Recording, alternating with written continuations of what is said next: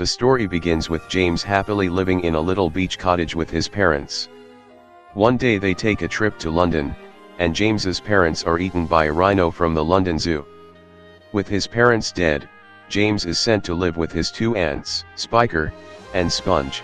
His two aunts hated him, and made James do backbreaking manual labor. This made James cry, and for 3 years, he was very sad all the time. One day, an old man came and gave James a brown paper bag filled with magical green crystals. Before James could use the bag magic, he dropped it, and it spilled all over an old dead peach tree.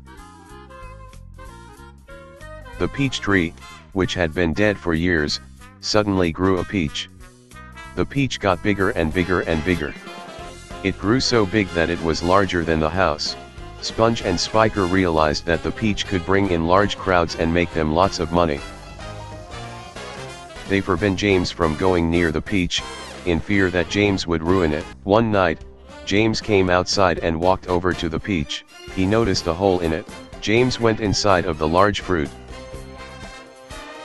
When James entered the peach, he found a bunch of bugs. The bugs and James cut the peach out of the tree and they rolled into the ocean. Oh yeah, also they rolled over Sponge and Spiker. Stuff happens, and they end up using seagulls to fly the peach to New York City. The peach lands in New York City, on the Empire State Building.